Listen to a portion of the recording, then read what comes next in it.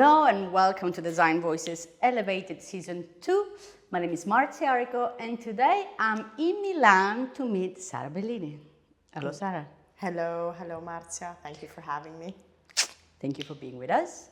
Today we are at the office of Oblo. There is a design agency here in Milan and they are hosting us. Because you don't live in Milan, where do you live? No, I live in Piacenza, which is about an hour away from Milan, for personal reasons, let's say. Okay. And then I got used to the countryside, Yeah. used to going about and doing things with a bicycle, Yeah. used to saying hi to everyone. Yeah. And I quite enjoy it now with my Yeah. family. Nice. Okay, can you tell us a bit about your story? So how did you get to where you are today? I started off studying industrial design, but I had to find a way to study industrial design in order to get the approval of my family that didn't quite understand what industrial design was. You know, let's keep in mind that I have a certain age and it wasn't a consolidated, let's say, practice, job. It wasn't something to aspire to back in my days. So I found a course that allowed... I mean, she's in her early 40s and she talks like she's 60. But Yeah, but the feeling is the inside. feeling is Yeah, like so- being 80. Exactly. But, they wanted me to study in a good university and they had specific aspirations. So I managed to do a course at UCL that allowed me, it was a joint program that allowed me to do 2 years at UCL and 2 years at the Polytechnic of Milan. And that is where I was able to start practicing, start learning about industrial design. And then that evolved into design research. I did a master's at Central St. Martin's. Through friends, I learned about service design, essentially. And I had the great pleasure to work at a great, service design agency that is still called Engine Service Design. And that is where things completely changed. And the reason for this was because I wanted to create physical experiences that people enjoyed. But then again, focusing only on the physical aspect of the experience, so physical products, wasn't enough. I understood that I was, as a designer, involved at the end of the innovation process. What is the brief? What are the needs? How can you codify through users and interacting with users what they might aspire to in new experiences? So that's why I went into research, and then that still wasn't enough because I didn't have anything of the digital, for example. Service design has it all. It's a membrane that interconnects everything that affects the experience of a person. And therefore, that is where I really felt like I was doing what I could do to create new experiences. Nice. Essentially. And then you left consulting. Basically I did consulting, a bit of freelancing, and then consulting up until 2 years ago, which I greatly enjoyed, and it was necessary for me to be able to see a little bit of everything. So from energy to life sciences to fintech, whatever. And then suddenly through connection still, so that's the leitmotif of my life, are the human relationships, because that is the difference. Yeah. And you can't plan those. Through an ex-client, he contacted me and he said that he was given the opportunity to lead a startup that had to be built from scratch within the field of robotics. But that was it. There was nothing else, just money and the intention of building a company. Which is not little. Which is not, no, absolutely not. A lot of people start with way less than that. Oh, absolutely. Yeah. But believe me, it's scary because you might have the money, but if you don't have the good idea, money won't save you. So I was very aware, because of my age, I was very aware of the risks. And I just thought, listen, I trust this person.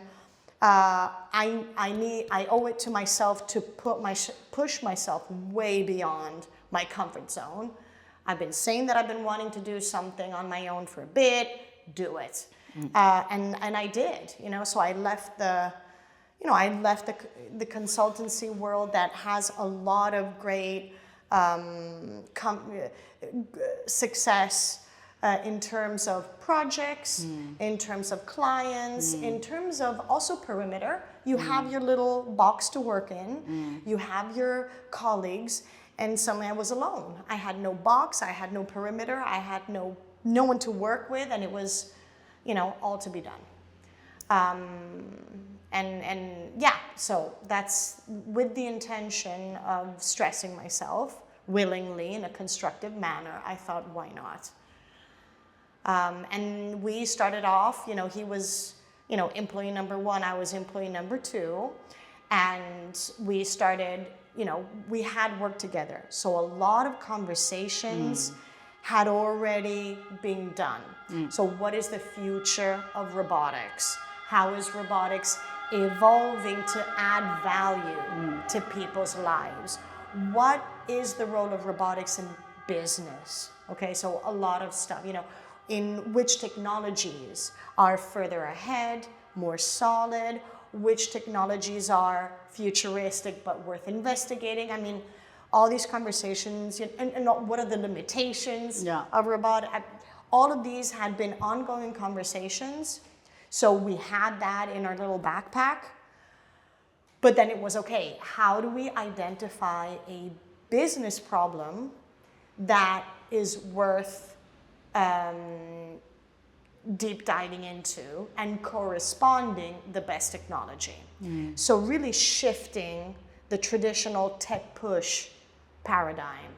A lot of technology is out there and it's great, but maybe it hasn't been correlated to, it hasn't been imagined, constructed, and tested to solve a real need. So we wanted to not make that mistake. By the way, open and close parentheses, he is a roboticist, and he had already done tech transfer in the traditional manner, so pushing technology into the market and then creating the need, consequentially. And there were a lot of issues in that. He successfully, spinned out and sold his company. So it actually went quite well, but he was very aware of the difficulties in this. So we said, okay, let's find business needs. And because of my previous experience in consulting, and thank goodness for that vast array of different contexts, different stakeholders, we narrowed it down. So we did everything from research in precision farming, healthcare, production, manufacturing, energy. We really had the connections, and we did a lot of research in field, so interviewing, shadowing, observation, a lot. And then we understood where to start honing and drilling down. And we ended up in manufacturing. So you designed your way through setting up a business? Essentially, yes. Problem solving and really trying to take little steps and validating or building upon those, and then, move on to the next challenge. Having the elephant, but breaking it down into smaller pieces. And also willing to make mistakes and reprioritizing. In the meantime, we had to find a space, we had to build a lab, we had to build the team. Because there is a lot of physicality, right? And in today's world, you end up forgetting because everything is online, but actually you're building things. And hardware, like building hardware that doesn't exist, is a challenge in itself. Because the time that's needed to build and consolidate hardware is completely different from digital. And I didn't make the mistake because I wasn't aware, but I had the idea of, I'm going to structure all my sprints and all my, frameworks like this, and it's going to be like 2 weeks and and this is what we're going to do. and it just doesn't work with hardware. So literally was, okay, let's do this together. Yeah. You tell me, group of engineers of various nature, how is it that we can work together? And I had to step back because I was used to creating the roadmaps, Yeah. you know, booking everyone's calendar, having the agenda ready, Yeah. and push in a constraint, let's say nudge, you know, advancements. Yeah. You know, this is the insight, this is the specification, Yeah. this is the requirement, and the epic. It doesn't work that way, especially at the beginning of a hardware project that's very complex. How does it work then? We're still getting there. I don't know. I've looked for references. Yeah. It a lot depends on the team. Now, we're super lucky because we have been blessed with a team of very senior people, Yeah. very humble, and very open people, whom, even though they have a lot of experience and they've known how to do things so far, Yeah. so they have that experience, it's always different on every hardware project. Okay. So they're open to collaborate, and we just go day by day. Yeah. At the beginning, we were quote unquote. So you're adapting to whatever new context you're in. Yes, Yeah. and sometimes when I look back, I'm like, oh, but of course we followed this method. But actually, it's something that the simplicity comes only once you've been through it a few times. So we started off with, our first challenge was concepting. Okay, we didn't even have hardware. So Yeah. we were working with them, and first we started to work, well, what could it be? These are the needs, this is what the robot could do, why don't we write together the specific, like the specifics, the requirements, let's break down the architecture of a possible robot, and let's think of modules that we can put together and work on these, you know, in parallel with different teams. So we did all of that, and our first step was, well, what's our concept? Yeah. And then we said, okay, well, how do we test all these modules of these concepts? And so we created a really rough prototype. We called it Frankenstein because it was literally pieces of hardware from, you know, either made in-house very quickly with sellotape and existing hardware off-the-shelf solutions. And we put it together. We also had the luck to have also external consultancies help us because, you know, we're still a small group. So we had a lot of help sparring, for example, with Design Group Italia, which was my previous work experience. We hacked together a robot platform that was representative of our concept. And then we threw that in the hand of users. And we said, well, what if the robot could do this for you? You know, we're thinking about this. And how would it add value to your work in this specific use case? We literally started going to a very finite level of how can this robot really answer not only big business questions, but also the small things, because we wanted a robot that could work with people. See, I didn't say that, but that is the hardest thing, actually, because it means designing something that people have a bias towards. So how do you position it and how to communicate that it's actually to help you and it's not going to take away your job? And it's also not perfect. It's not black magic that you think and it will go do something, you know, because a lot of people think, oh, I'm just going to ask Alexa to, you know, to play me music, and I get that. So I'm going to ask this robot to do something and it's going to do it. No, we're still not there yet with technology. So really, you know, work with the biases, work with real problems to be solved that are close to the user so they can say, okay, actually it's helpful, but also set the right expectations. So we didn't only work with engineers, we didn't only work with designers, we had to work with psychologists, and we had the pleasure to work with Federico Jaimo, who is vertical in human-robot interaction. And we had to codify a very unique and specific way for the robot to communicate with humans without being gimmicky, but also without being scared, like, oh my God, he's looking at me, he knows what I'm doing, he's talking to me. He's judging me. He's judging me. Yeah. He's telling me what to do. How dare he? Yeah. Why say he and not she? Because it's a judgmental thing. Well, yeah, also true. But also we're in a manufacturing context. Yeah. A lot of males. Yes. And it was funny because actually there are not a lot of manufacturing contexts where there are a lot of women working in production at shop floor level. And actually women, for now, 30% of the people we interviewed are females. They accepted it straight away. Immediately. Why do you think that? Very interesting. We need to deep dive. Well, there is a natural predisposition in women to be more tolerant and more open. Either towards elements in their relationships, not only social relationships, but in general, in their ecosystem of work and life, but also towards the unknown, the novelty. Yeah. So I think that these two aspects, now I can't write a paper about it right now, we're working on it. But you will be. We're working on it, but time is a tyranny. Yeah.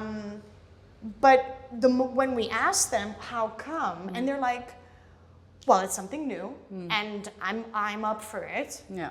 And also, there are elements that I recognize as being interesting. So the eyes, the fact that it has a screen, they found elements through which they could connect with. Yeah. And I think that natural predisposition helps them.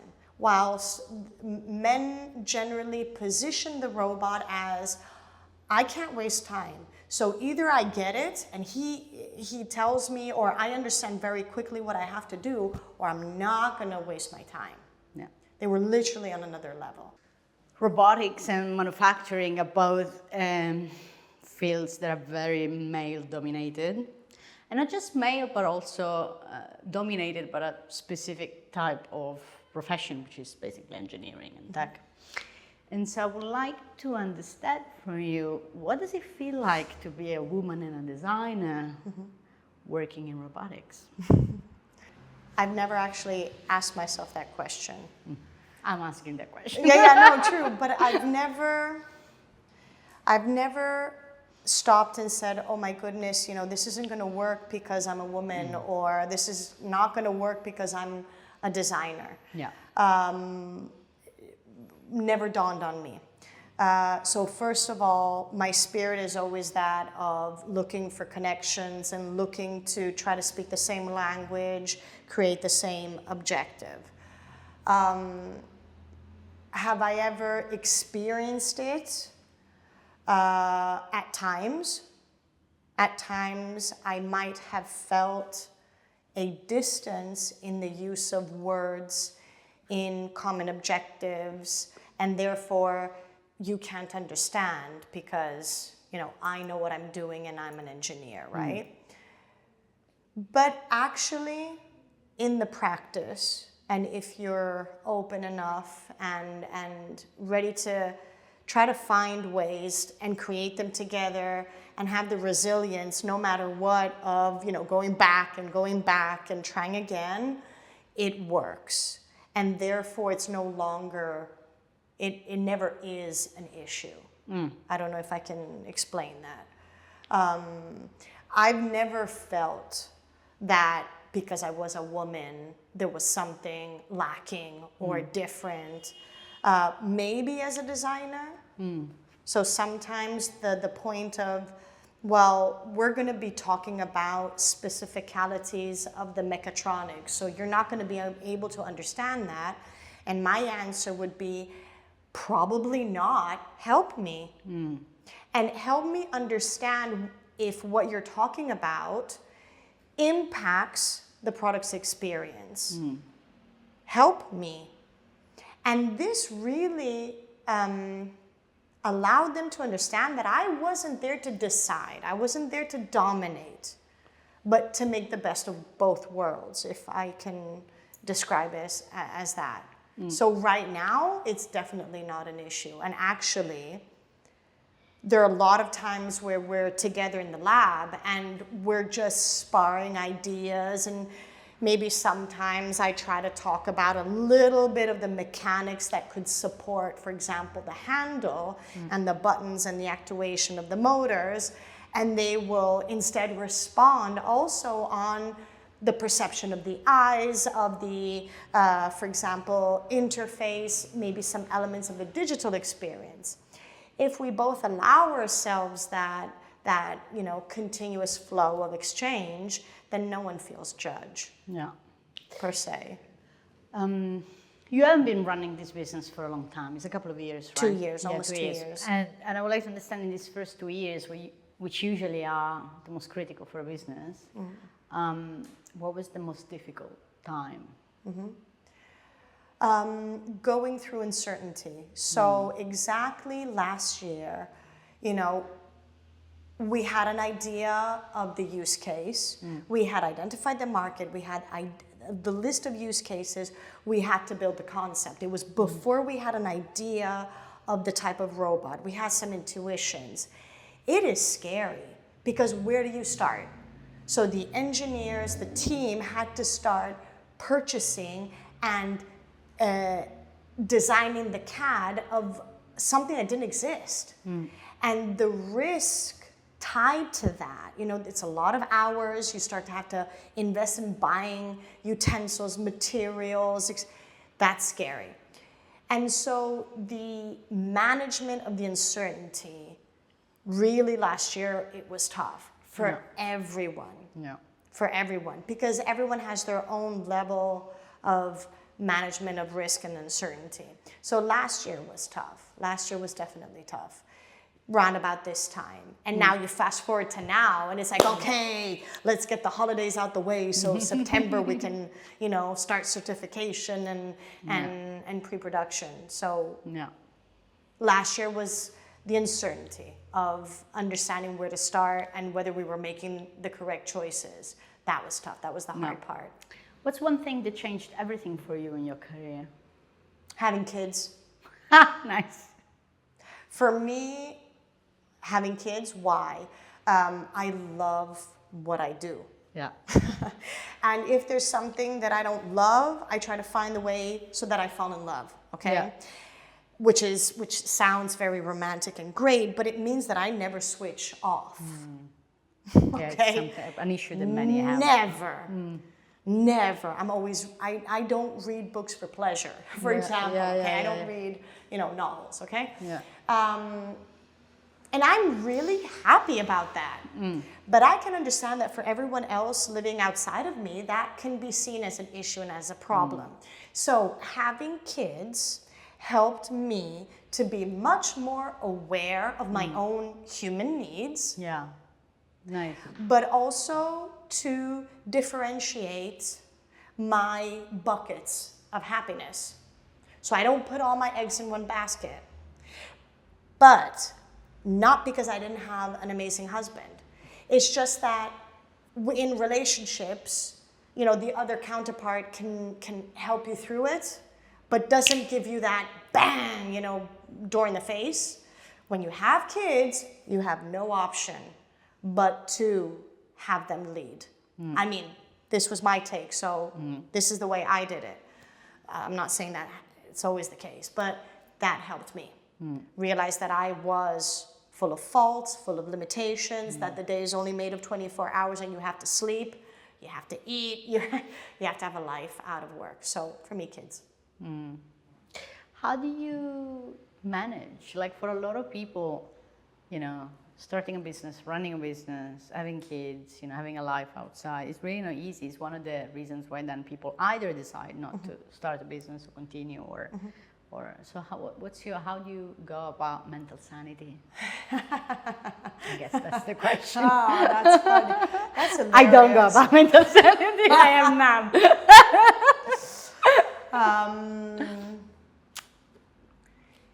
Being present in the moment, which I know sounds so cliche. I've been doing a lot of training through programs on mindfulness, because I knew I wasn't able, having kids and I wasn't able to stay in the moment. I was worrying a lot, and I was feeling like I was getting everything wrong. So I've been there, done that, got the t-shirt. And I turned to a practitioner who helped me and guided me through the practice of mindfulness, agnostic.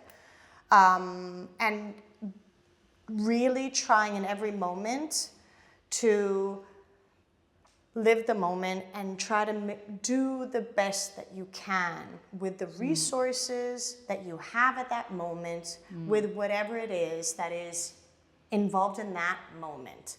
So again, the big elephant, reducing it to something that you can manage in that moment. And having strong, values. The fact that for me, family is important. So the other aspect is, being true to your values, trying to understand what is it, why do you think that you're here in this lifetime, and what is important to you, and really try to live the moment and apply those values in quote unquote every moment when you can, and cut yourself some slack. I mean, you're not going to get a prize at the end. So do the best you can, especially for what is meaningful for you. So for me, it's my family, my husband, my kids, my mother. I'm a caregiver. She's ill, so that's a big issue now, especially. The people I work with, I go back to the fact I have a symbiotic behavior. I try to create a symbiotic relationship with the people I work with. So for me, they are important. What is good for them? What is the best thing that I can do for them? And to everyone. Again, leitmotif, the relationships. So choosing the right people or the best people that you can have these, energy moments where you can exchange positive and meaningful energy. What's leadership to you?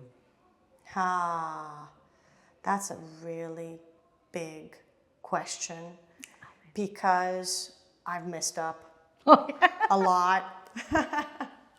Because it's like the AA meeting. Yeah, really. I'm Sara Bellini and I messed up. For me right now, how about this? Okay, in the past, leadership for me was having the right answer. No matter what people asked you, you had the answer, you knew exactly what to do, and the vision was clear. You had a plan, You were infallible. No one could feel like you didn't have everything under control. Tried that, and I failed, Because you're human. You're not a robot. Literally, I was trying to control everything for everyone. Yeah. But I wasn't doing it on purpose. I felt like I had to be the answer. And because I had to be the answer, I had to control and know everything and, be everywhere. And that was awful for the people I worked with and awful for myself. But I was absolutely unaware. Yeah. Honest to God. And how did you realize that was the case? Because they told me. And you listened. Ooh, it was hard. It was a turning point, and it took me time. And I didn't know what to do about it because that's the way I've been codified. Up until then, that was the way in which I thought I could be a good team leader. But I didn't, I wasn't getting it right. And I had two people who told me, you're not doing this right because the consequences are this. And What are the consequences? the consequences was that I wasn't giving people space. I wasn't giving people the feeling that I was trusting them, that I wasn't giving people also the opportunity to make mistakes, to maybe prove themselves, to maybe propose something different, you know? And that was tough. Why? Because I wasn't aware, and it definitely wasn't my intention. And I didn't know what to do about it. So literally, you know, tough moment, really tough moment, and it wasn't fast. I didn't know what to do. So I literally had to find a way to do things differently. And it took a lot of time. Now, even now where I'm working now in this great experience, where I do feel like sometimes the designer isn't au par with the engineer, so I have a little bit of that, but we're working on it. First, dialogue, and try to get other people to be co-responsible with you. Don't take it upon myself to do everything. So distribute responsibilities, even when they're not clear, because we have so much uncertainty where we're working now. A lot of times we say, okay, we don't know where we're going with this thing that we're trying to do, and I'm not going to go into details because it's not, you know, useful to the point that we're trying to make. Let's go day by day, and let's try to figure out together. So you're co-responsible in getting to where you have to get to. And also better done than perfect. Something that was completely new to me. Better done than perfect. Okay, we are so and so forth in understanding this thing that we have to do. Do we have a good enough idea? Yes. Is it perfect? No. What cost does it have to get it perfect? Can we do with what we have? Yes, move on.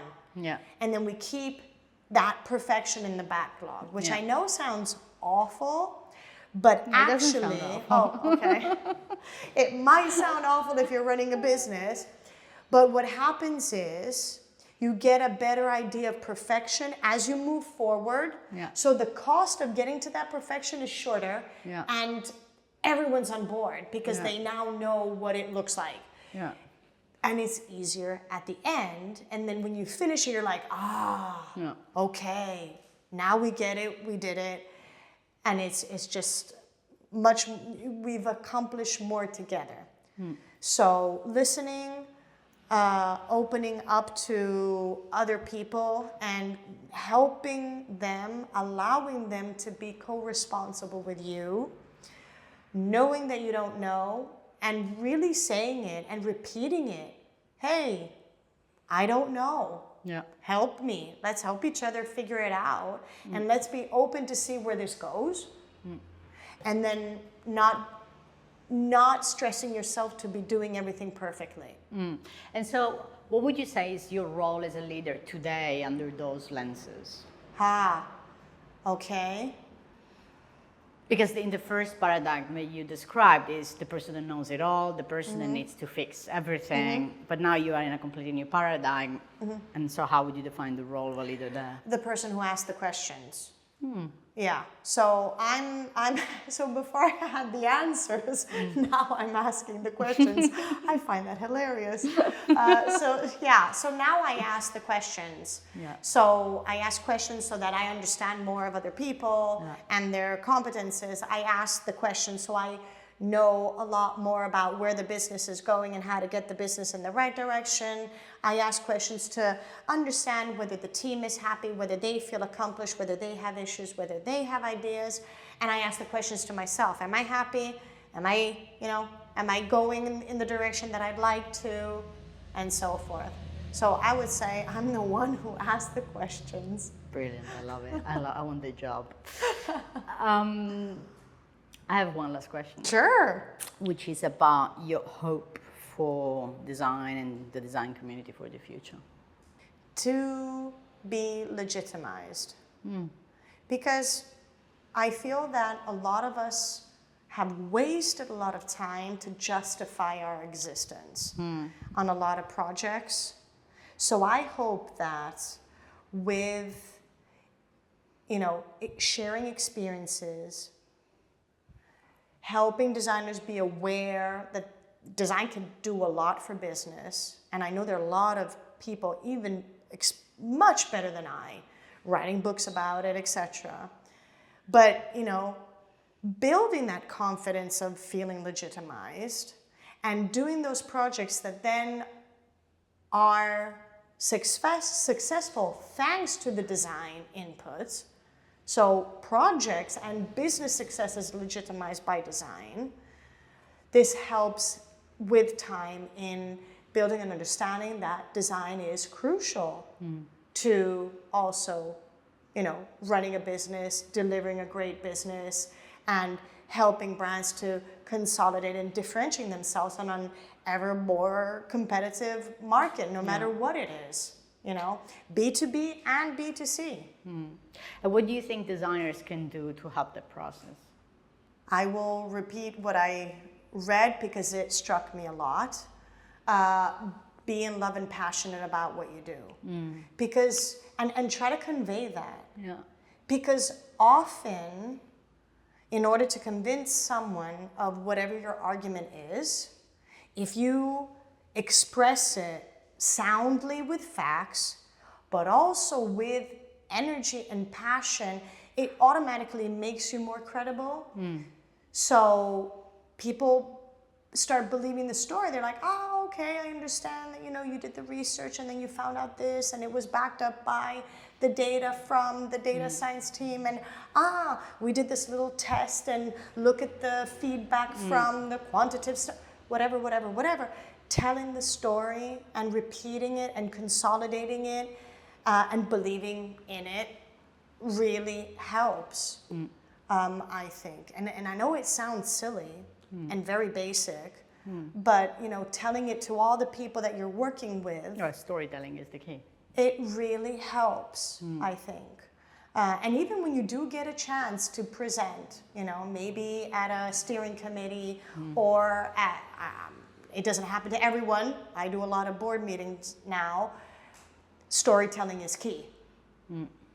So if you can hone that and have people on board in what you're doing and tangibilizing the value of what you're giving from a quantitative, but also from a distinctiveness point of view, it really helps be credible and therefore legitimizing our role, not just as aesthetics or something as simple as that. Sara, thank you very much. No, for thank being you so with much. Us. It was beautiful. And if people want to connect with you, how can they do that? Direct message me on LinkedIn. I mean, I'm not always as responsive as I wish I could be. But she will eventually answer. But I do eventually. And I love having conversations like this. So I want to thank you because you helped me give that moment of pause to reflect and think. And I really felt connected with the questions you were asking. So nice. I'm very grateful. Nice. Thank you very much. Thank you. Bye-bye. Thank you for watching this episode. If you have enjoyed it, please share it with your network. Design Voices Elevated is a short video series aiming to provide a stage to underrepresented design leaders to inspire new reflections and conversations. My name is Marcia Arico. I'm a strategic design consultant, design leadership coach, public speaker, and author. If you would like to follow my work, please subscribe to designmavericks.substack.com. See you next time.